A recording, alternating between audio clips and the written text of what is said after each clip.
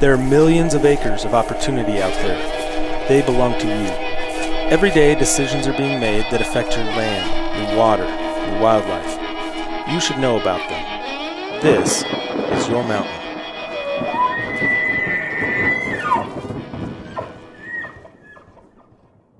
Hey everybody, welcome to the Your Mountain podcast. I'm your host, David Wilms, and as always, or almost always, I'm flanked on either side by Nephi Cole. I'm on the right hand. And by Mike McGrady. I'm on the other right hand. Nobody wants to be a lefty. You're the lefty. I'm the lefty of the group, yeah. You know, before we get started, first of all, thanks to everybody that has sent us email suggestions for material for podcasts. This episode that we're about to do is a direct result of some listener feedback we got, and we greatly appreciate that. We also would appreciate if you take a moment and go out to wherever you find this podcast and rate us and leave us a comment. And help us get the word out more. Yeah, I think those are great. Those are great things because they help us figure out what we're doing right, what we could improve on. But don't forget sharing with your friends to spread the word, essentially.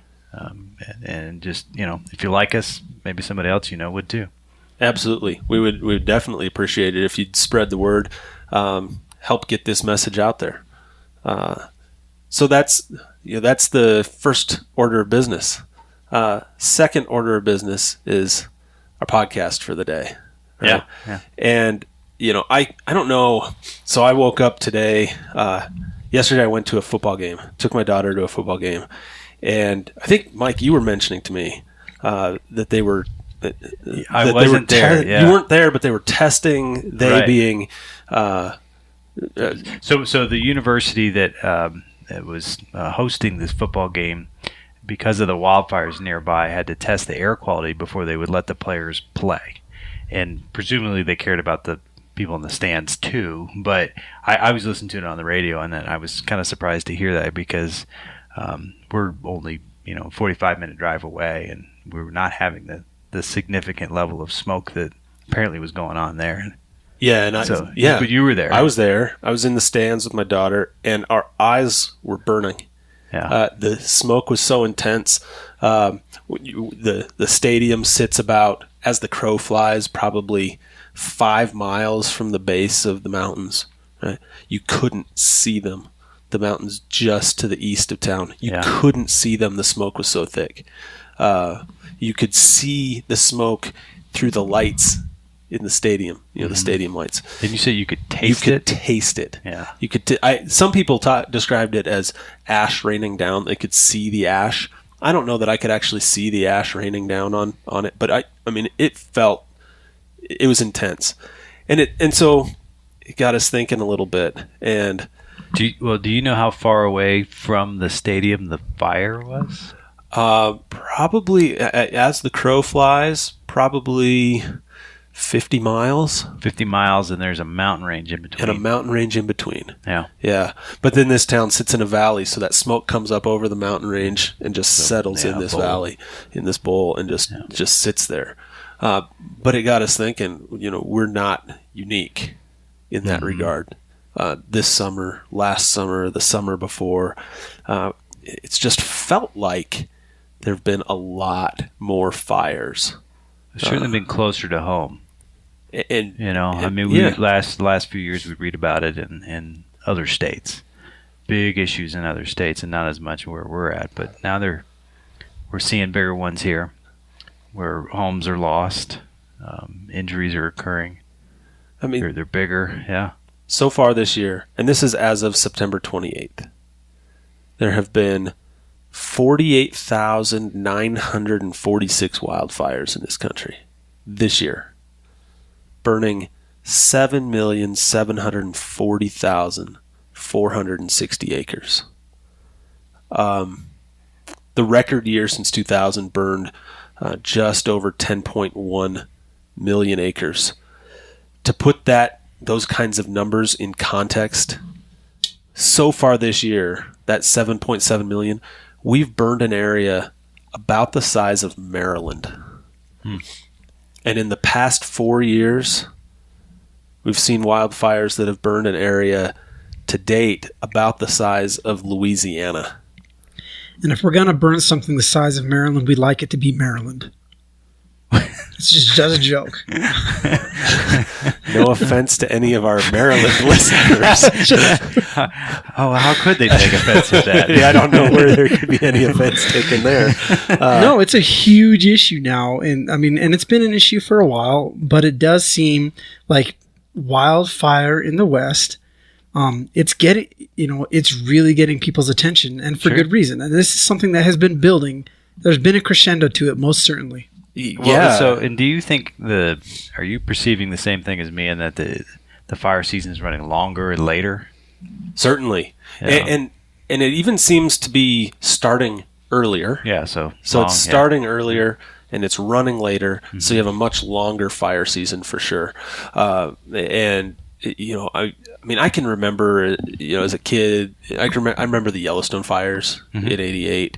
They burned, what was it, something like 800,000 acres, about a third of the area of Yellowstone.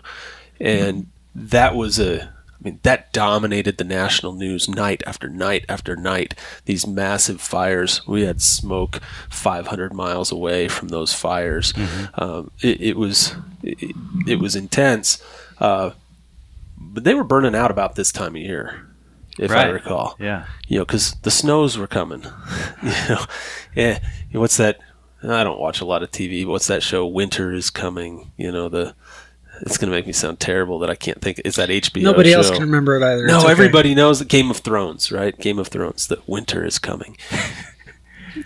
There are people he watches that while he's drinking 3 Peter wine. There are people all over the West that are just crossing their fingers right now. Yeah, and we're among them saying, and we need winter to get here. And you've said it right now. At least we have winter coming. There are places, our friends in California, people who live there, and they've been dealing with this big time. So wildfire is a huge issue. Yeah, and it is not. We're not special. I'm glad you brought it up, California, because for California, fire is a 12-month-a-year deal. It never used to be that way, but it is. And so we got to thinking, why is it this way? And well, Dave, it's called combustion. When you meant like you were talking about like the like very how fire works at the very fundamental level. Oxygen. Yeah. No. Yeah. Sorry. Yeah. Well. No. What got us to this point? What got us to a point where we're having these catastrophic fires all over the West? And so that's what we're going to talk about for the next 25, 30 minutes. Is, a little bit of history. Because I think in order to understand why we're having the problems today, you have to understand what we did 140 years ago to set us up for this. That's great. Right? So let's do that. Let's go back in time. Let's go back to 1891. Pop quiz. What happened in 1891? Now I have a cheat sheet in front of me. You always do. I know I do. Hey guys, guess what I'm thinking? Just tell us. Because we're going to waste a lot of time guessing. 1891. Forest Reserve Act. You read upside down I well, do. Mr. McGrady. Not to be the same, not the same thing as the Forest Service Organic Administration Act of 1897. Right, we're going to talk about that too. I didn't you read saw your that sheet. was the next thing. John No, I didn't read your sheet. I read my computer. Oh, you had your own notes. Yeah. But anyways, go ahead. Yeah, so it Forest was Reserve. It was 1891 Forest Reserve Act. This is the first time where we made a conscious decision to try and set aside forests for the public good, right? For public use. And I think it was you'll notice I don't have notes for this. I think it was President Harrison.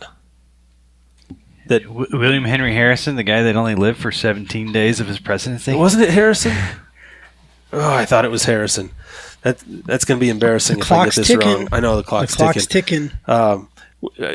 But I think it was Harrison that Benjamin Harrison. Sorry, yes, but it was Benjamin Harrison. That's right.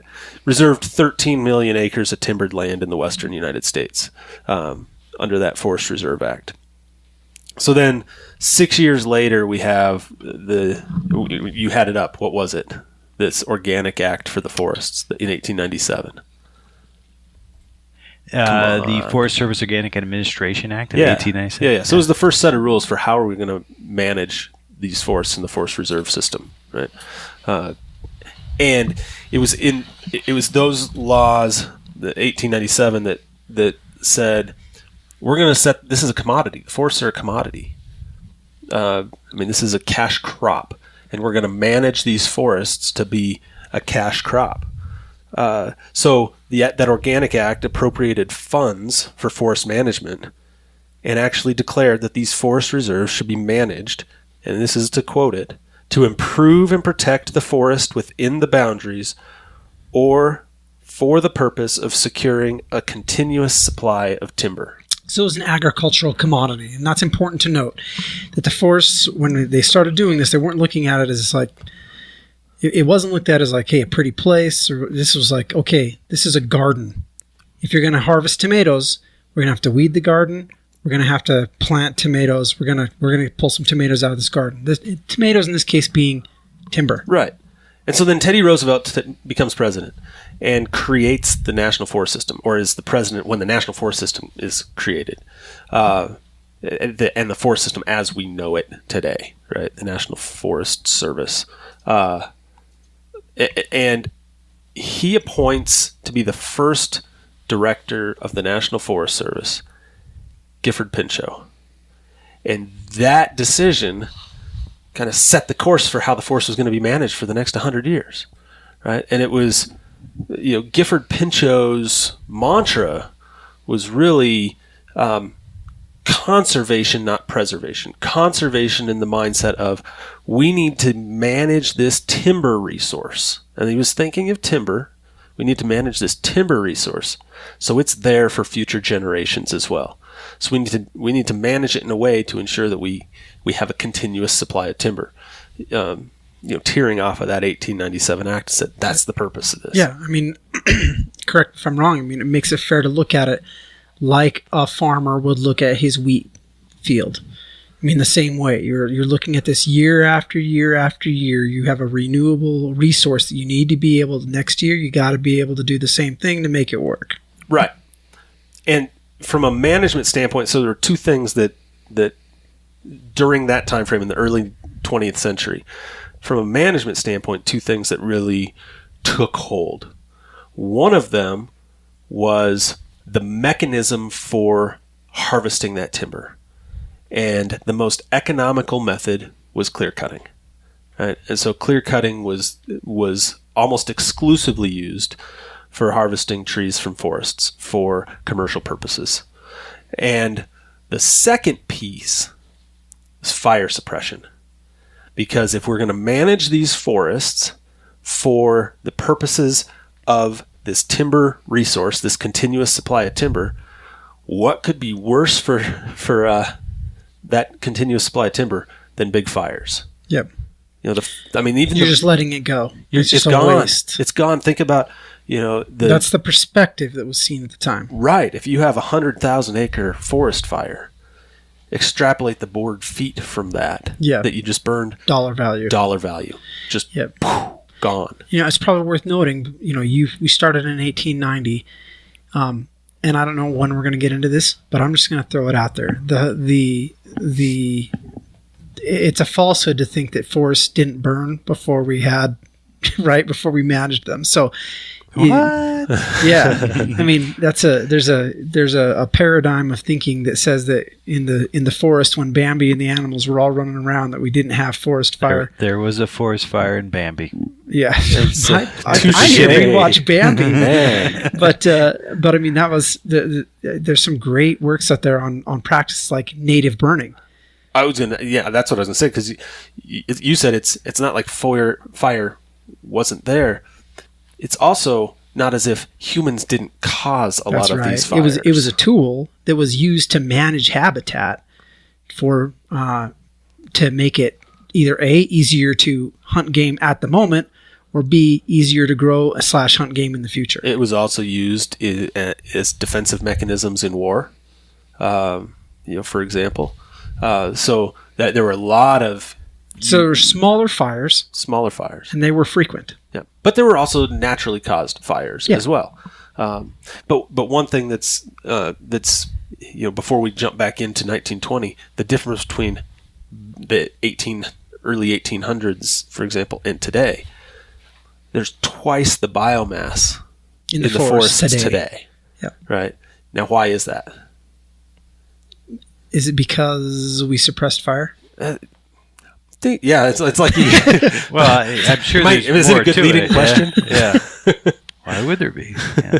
No, but it's more than just that. I mean, it's more than just suppression of fire as much as practices it's of management. Partially fire suppression. It's partially when you clear cut and we go back in and replant or revegetate with heavy, high density. Yep, high density forestry. Homogeneous. Very homogeneous, high density all about forest, the same age. Yeah. And so let's go. Yep, single age stand. Let's go back to the 1920s really quick because we said, okay, so here are the two major mechanisms, right? We've got clear cutting and we've got fire suppression. Well, we had both of those, but we didn't have them. We still didn't have massive fires and we didn't have tons of clear cutting. Mm-hmm. When we saw the big change in clear cuts really was right around World War II, and especially for the 20 years following World War II.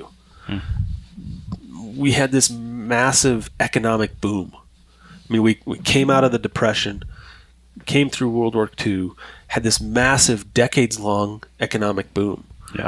Yeah, a lot of stick-built homes and other things that are going on at the same time. Got it. During that time frame, clear cutting went up 600%. Yeah, the GIs came home and everybody needed their own house. Yeah.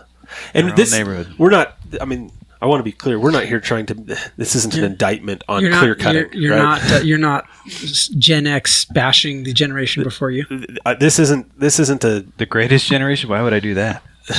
This isn't a bashing on, no, it was 2 generations before us. It was the greatest generation.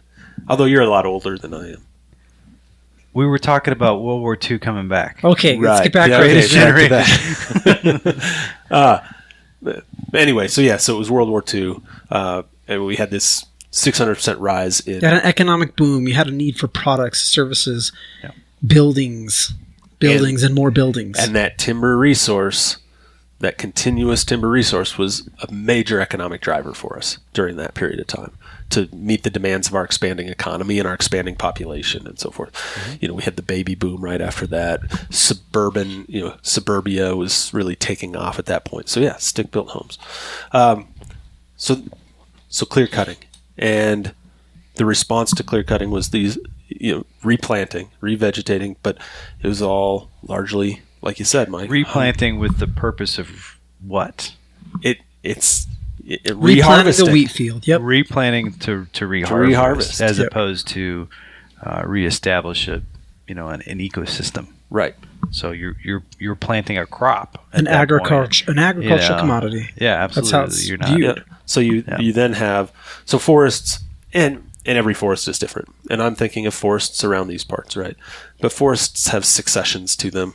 Mm-hmm. Right, and in Wyoming, we'll just use that as an example. But this is a pretty good example, for the Rocky Mountain region. Touch on the successions. But you start with So that's what I was going to say. Is that this is generally speaking in the Rocky Mountain region, you'd have your pine forest would be your after a fire would be, or a clear cut, whatever. That'd be your first regrowth, right? And pine cones, the pine trees typically have what are called serotinous cones. Serotinous cones are the type that, they've got the seeds are in them, but the seeds can only be released by heat. So actually need the fire to release the seeds to regenerate that forest. So they're the first things that come back. Around here, that's lodgepole pine. Right? Lodgepole pine come back. In the grand scheme of forests and trees, they're a relatively short-lived tree. And so they grow up pretty quickly. They create a canopy, and then your next succession of forest starts coming up. And around here, that would be your spruce fir forest. They need the cool, shaded areas, of the forest floor to germinate and for the trees to start growing. And eventually they grow up. The lodgepole pines slowly start to die away, and you have what we know as old growth forests, right? There's a reason why they're old growth forests. it can take several hundred years to get to that point of having that spruce fir dominated forest. That's a gross generalization, but that's generally from a succession standpoint how it works. So you end up with these uneven aged stands with different age classes of trees, different types of trees, and different densities of trees. It's worth noting too. This has a Aspen Ecology is woven in here too, based on your fire regimes, your moisture levels, different types of trees that are there. That affects your deciduous stuff that you get there as well. Oh, big time. So with aspen in particular, so aspen are really critical. If you're an elk hunter, if you hunt mule deer, you love that aspen habitat, right? Because you know that your elk and your mule deer love that aspen habitat, and where it interfaces with, on one side with your spruce, fir, and pine, and on your other side with sagebrush or grassland. But one thing that happens with fire suppression is those pine trees start out competing some of those aspen, or those aspen get old and they don't they need the fire to regenerate aspen stands too. Because I am a soils geek, we'll get into the fact that pine forests, they create their own environment that is prejudicially good for pine trees and sucks for aspens, and meaning their soils get really acidic, they get harder, they don't when you go in to an aspen grove and you dig a hole, at least if you're a soil scientist, you know what you're going to get. You're going to get nice, dark, black soil. If you go under pine trees, you're going to get gray, light, hard soil. And that's, these... It's good for a pine forest. Yeah, but that's about it. Forest. Right. Yeah. But those pine forests start encroaching into those aspen forests as well. That's right. There has to be something to keep those pine trees backed away. So you have this fire suppression that impacts... so it helps encourage this high density, right? And then it also creates homogeny, and it creates an environment that is ripe for what happened in the late 90s, early 2000s. So between the late 40s, early 50s boom and the 90s. So in between there, what else happened? Good point, because there are a couple of other important laws that came onto the books, right? Yeah. I'm glad you mentioned that. That's why you're here, right? That's right. But yeah, so we had in 1960, we had the Multiple Use and Sustained Yield Act that was passed, and that was largely passed in response to clear cutting, because there were a lot of people out there that were saying these forests are really just being used for a single purpose, which made some sense because that 1897 law said we're going to use them for this purpose. Yeah, right. But by 1960, we're starting to hit this environmental revolution, and people want more out of their forests than just the economic commodity of the tree. Right? And so the Multiple Use Sustained Yield Act came into being to say we should be managing these forests for multiple uses, which can include wildlife and water resources and agriculture and forestry and grazing. Just grazing. Yeah, that was my agriculture comment. Okay. So that was the 1960. Fast forward 16 years to 1976, and we get the National Forest Management Act. Mm-hmm. Do you want to touch on that? NIFMA. No, I guess I was kind of thinking about NEPA too.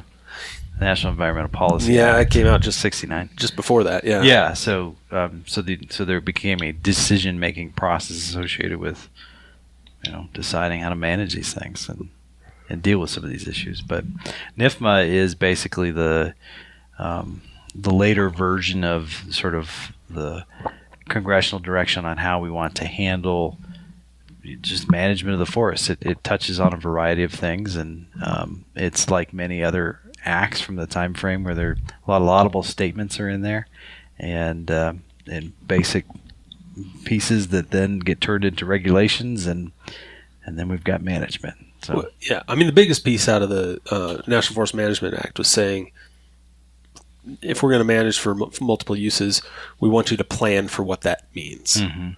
And so we want you to create resource management plans or land management plans, right?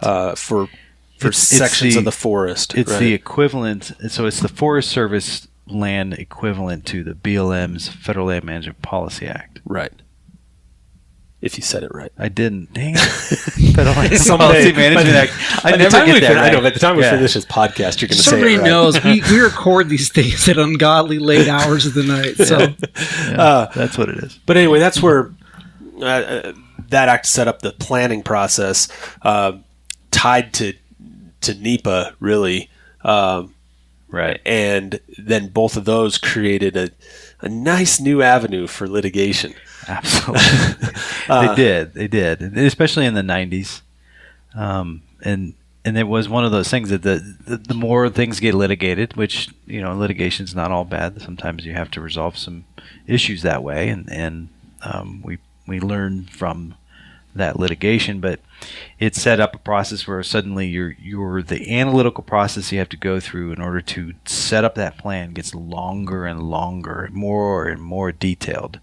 And while those plans are laudable and supposed to identify what's going to happen on the landscape for 20 years, which you can't have very detailed plans if you're looking 20 years in advance, with each sort of litigation coming on, that suddenly it became more detailed and it became more prescriptive over time. And so you just, with each one of those things, you're losing the flexibility in order to manage for these types of crises that come up. And you're micromanaging it to the point where you can no longer react quickly to what needs to be reacted to because you can, but then there's litigation. Yeah. Well, let me just lay it out here just to paint a little picture of what you're saying, Mike. Mm-hmm. In the 1990s and 2000s, so NEPA, National Environmental Policy Act, requires in certain circumstances, we won't go into all the details, maybe that'll be a future podcast talking NEPA, but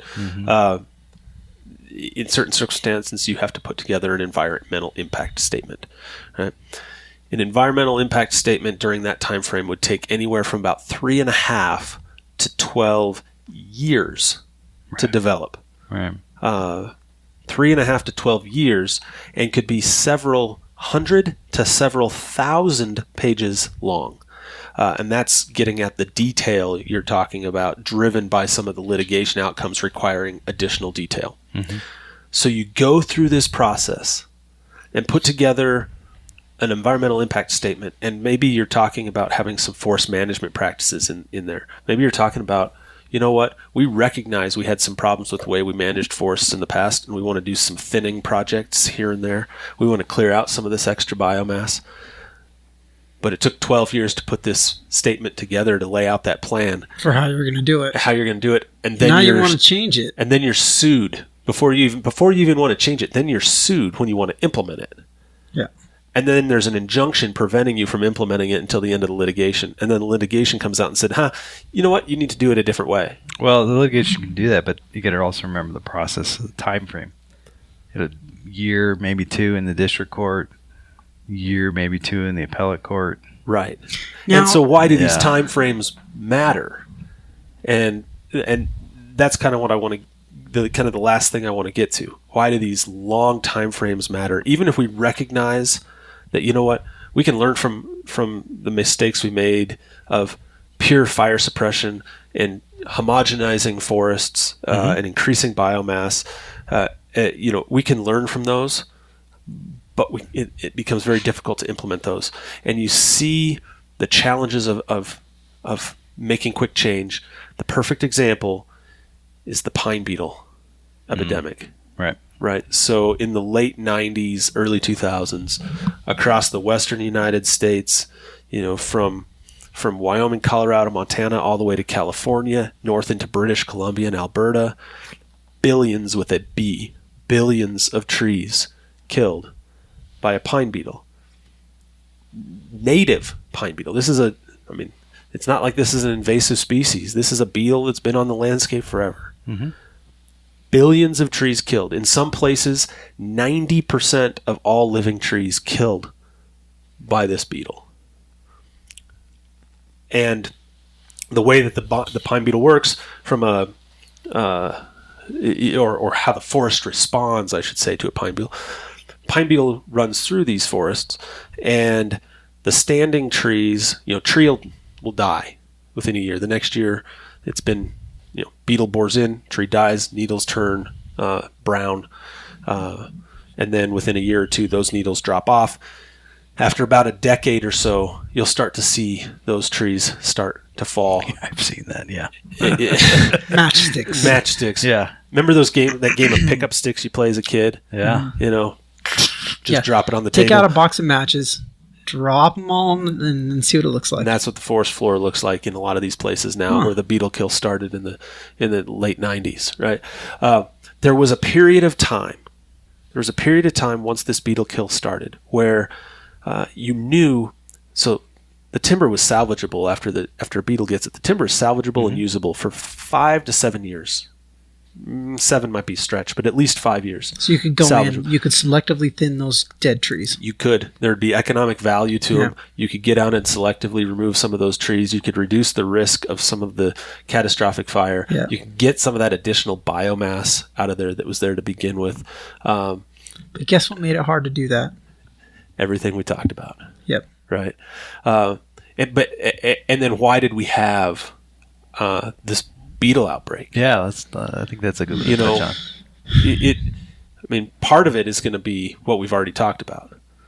So management. The human side management of the past 150 years. But there's also the natural side. But there's more to it. Yep. There's the natural side. And the natural side is?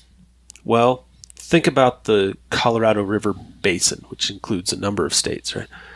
It's right now in the longest prolonged drought in not just our recorded history of being out there with rain gauges and so forth, but when you take tree ring samples in the Colorado River Basin, this is the longest drought we've seen in the history of these trees that have been there for several hundred years. Yeah. So it's fair to say that we are seeing a significant changes in the climate for these forests. Right. So you have, whether it's temporary or whether it's, but we can argue about all the details about it, but it doesn't matter. Dave's also trying to say that you could have the same amount of rainfall, but you have twice as much timber there to suck up the rain. Right. So now you have half as much rainfall and twice the timber. From a watershed perspective, you've got more mouths to feed. Yeah, right. Exactly. Right. And then put an additional layer on top of it. Right. And that's these beetles take temperatures of about 30 below zero to kill them. So normally you have these beetle outbreaks and they last for a couple of years, a year or two, right? Yeah. And then you'll have a boom, big cold snap that wipes them out, and that's what ends the beetle kill. And that's how it's worked in human history. That's not how this one worked. We could not get those 30 below days. It never got cold enough. So we had perfect storm is the climate, but also the densities of trees necessary to help the beetles spread with a greater faculty, so they can get from not only the density but the right age, because the beetle goes after and affects a certain age range first, the right age class. First. Yeah. So larger diameter trees, and so it's really a perfect storm. It was an absolute perfect storm caused by a combination of our. I call it mismanagement, but it was maybe misunderstood management is a better way to describe it. The management paradigm we were living in. We didn't know it was mismanagement at the time. We didn't think about that. At the time in the 1900s, 1920s, we didn't think about it as mismanagement. We were actively managing to protect a resource, right?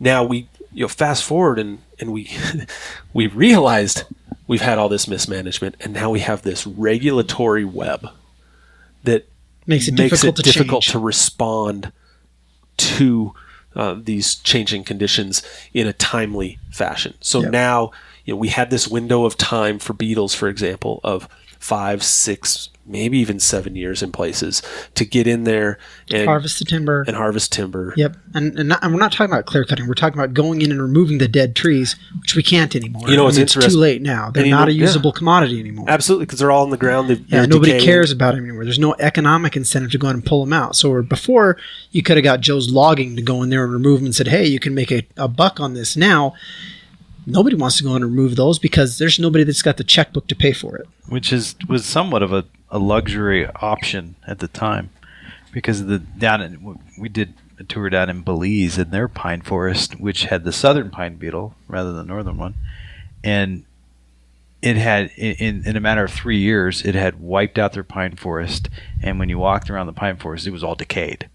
I mean, just instantaneously. 80 inches of water a year will do that to you. Yeah, absolutely. But they were having watershed issues and flooding, and there was some significant problems. But it was just wiped it out fast. Whereas we have this sort of slow, creaking process of just all coming down on us. And it does change that's a topic for another day, but it does change the watershed. For sure. A ton. So the timing of runoff. Flows, if you have capacity for infiltration, if you do have storage projects, we're seeing reservoirs fill a lot more and a lot faster in certain areas, right? Because the water's just coming off so much faster. But you're not.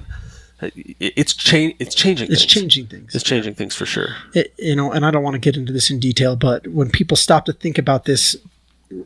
For those of us who, and we've had so much talk around these public lands issues, realize also that these arguments about, the federal government can't manage its resources, some of them are directly related to some of these forestry issues where people are saying, well, if the state had this forest, we could have reacted more quickly. And we're not saying that that's true or not true, but we're saying, all these aspects that we're seeing, these natural aspects of forest, these have political ramifications, and they have ramifications on land management agencies and the arguments that we have about how to manage a resource. It's true. No, it's true. I mean, that's a discussion that. No, it's just something for stick in the back of your mind. Yeah, because that could take us on a journey absolutely. For the next couple of hours to talk about that kind of policy.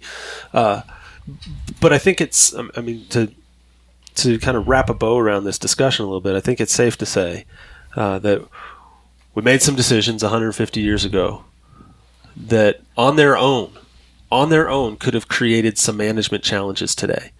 But then we've been hit with this perfect storm of events with drought and warming temperatures across the West, and then this beetle epidemic, and then this regulatory structure. We have this perfect storm. And one other thing I want to mention about that regulatory structure.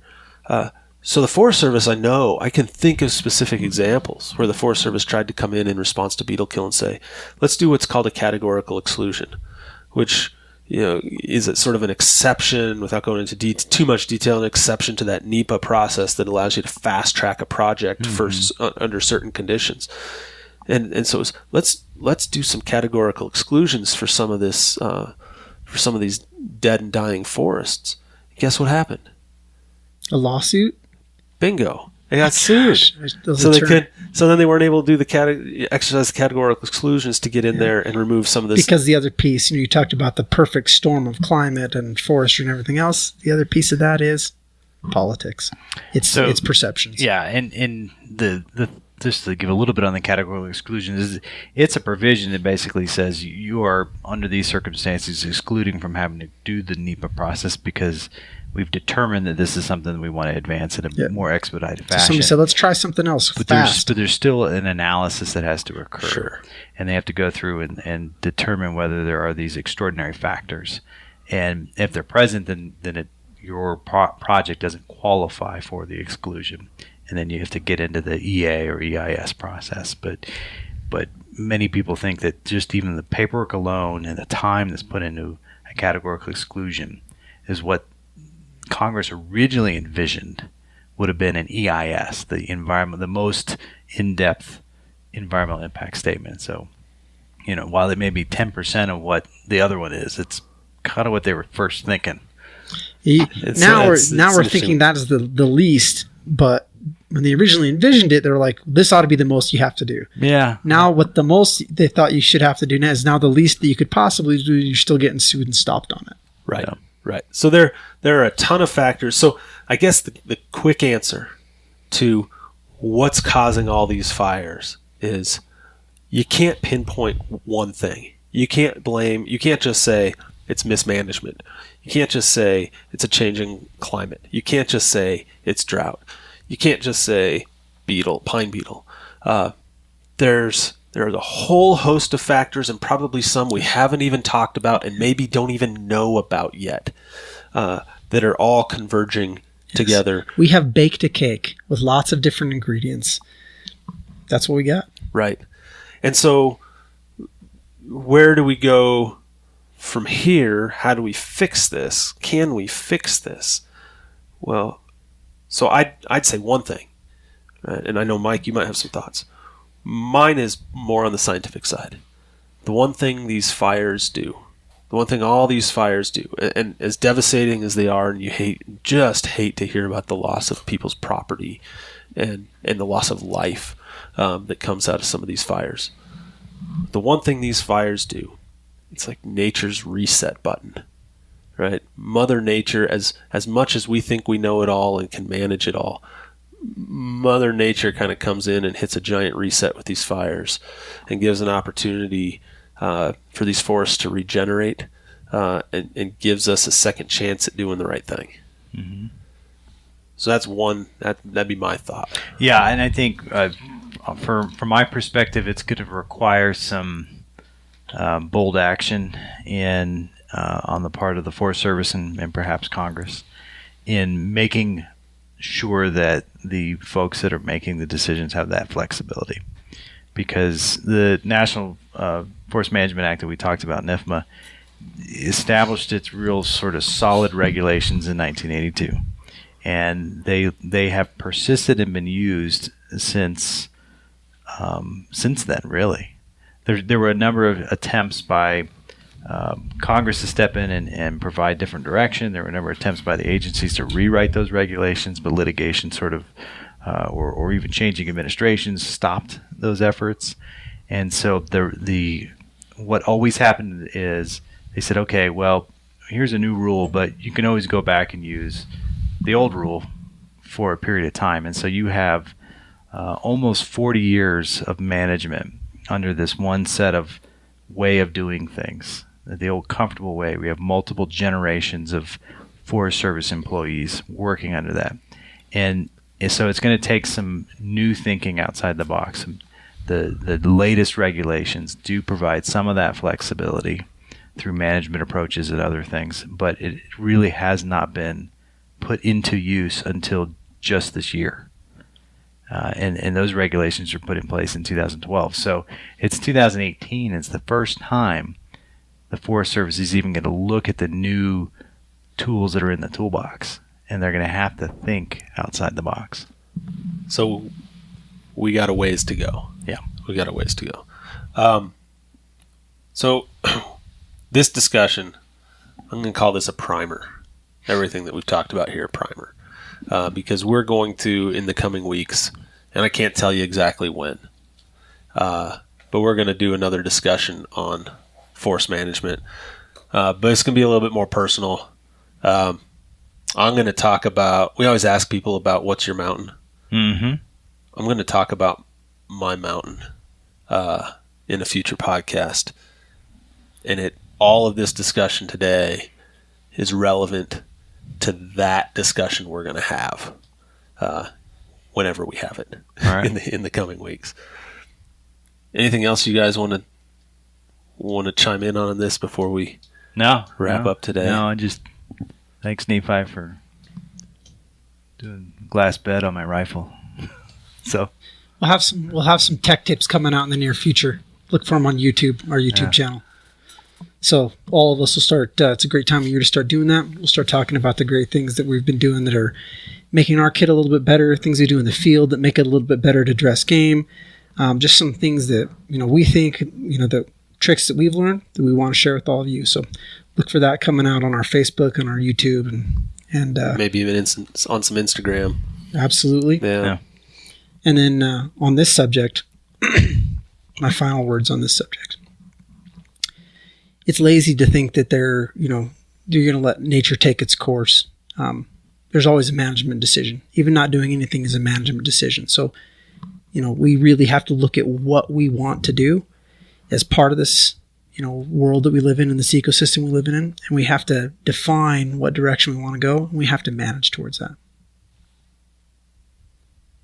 I think that's a good place to leave it. I don't have any additional thoughts on this. I'm gonna save my thoughts for the next time we talk about this. But just as a reminder to everybody, life is about experiences. Go have one. Mike here from the Your Mountain podcast. We need a favor. Go on our website, itsyourmountain.com, and find the links to Facebook, Twitter, and Instagram so that you can like and follow us, and also so that you can share us with your friends. Wherever you got this podcast from, go ahead and click subscribe, rate us, and leave a comment. These simple things will really help us get the word out. That's itsyourmountain.com. Thanks for the help.